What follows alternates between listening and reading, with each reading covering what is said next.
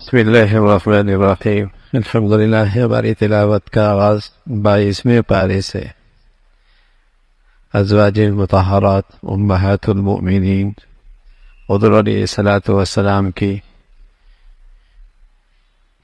ازواج سے خطاب ہے اور آپ کے واسطے سے ساری خواتین اسلام سے خطاب ہے۔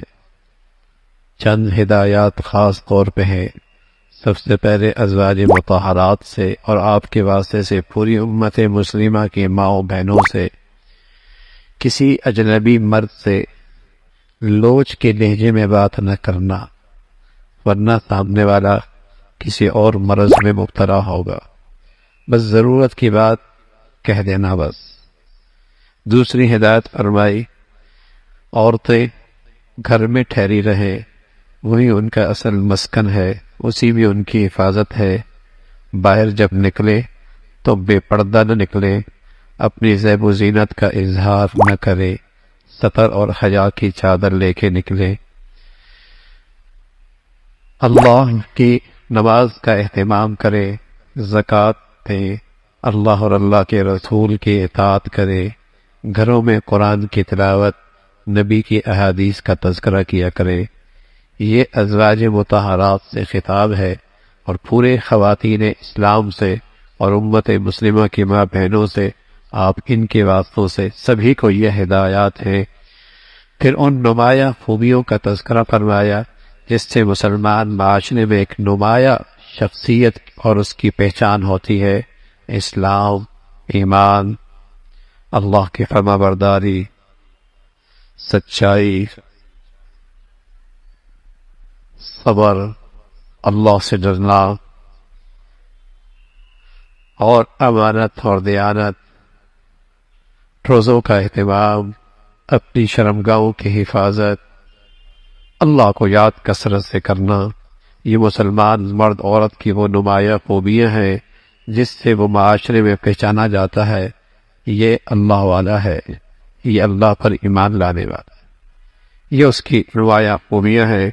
پھر حضور علیہ الصلوۃ والسلام سے خاص طور پہ ایک موقع پہ خطاب ہے کہ آپ کا منہ بولا بیٹا حضرت زید ابن حارث اور آپ کی پھوپھی ذات حضرت زینب کے درمیان نکاح کا نبھا نہ ہو سکا، ازواجی زندگی نبھ نہ سکی، انہیں طلاق ہو گئی۔ حضرت زینب کو حضور علیہ الصلوۃ والسلام کو اللہ نے حکم دیا، آپ نے نکاح کر لیا۔ زمانہ جاہلیت میں یہ بات بڑے عیب کی ہوتی تھی کہ اپنے منہ بولے بیٹے کی بیوی کو جو طلاق شدہ ہے اس سے شادی ہو جائے۔ اللہ رب العزت نے فرمایا، ہاں آپ کی شادی اس لیے کرائی تاکہ یہ غلط رواج ہمیشہ کے لیے ختم ہو جائے اور غلط بات ہمیشہ کے لیے اس کا سد باب ہو۔ آپ نے پھر آپ علیہ الصلوۃ والسلام کی خاص خوبیوں کا تذکرہ فرمایا کہ آپ بشیر ہیں ایمان والوں کے لیے جنت اور اللہ کی رضا کی خوشخبری سناتے ہیں، آپ نذیر بھی ہیں نافرمان اور کفر اور فسق کی زندگی گزارنے والوں کے لیے اللہ کے غضب اور اللہ کی ناراضگی اور جہنم کی خبر دیتے ہیں، اور آپ داعی ہیں، آپ بلانے والے ہیں، اور آپ قومیت کی طرف نہیں بلاتے تھے، آپ قبیلے کی طرف نہیں بلاتے تھے، آپ وطنیت کی طرف نہیں بلاتے تھے، آپ برادری کی طرف نہیں بلاتے تھے، آپ اقتدار کے لیے نہیں بلاتے تھے، آپ اللہ کی طرف بلاتے تھے، آپ اللہ کی طرف بلاتے تھے، اس لیے کہ جب بندہ اللہ کا ہو جائے گا تو سب کچھ اس کی صلاحیتوں کا استعمال ٹھیک ہو جائے گا۔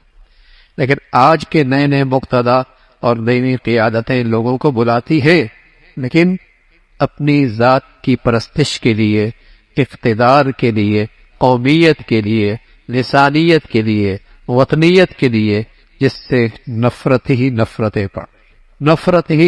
بڑھ رہی ہیں۔ آپ داعی ہیں، آپ بشیر ہیں، آپ نذیر ہیں۔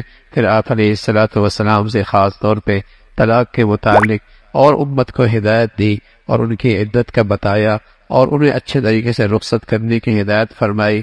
پھر ازواج کے متعلق آپ کی خاص شان تھی، اس کا تذکرہ فرمایا۔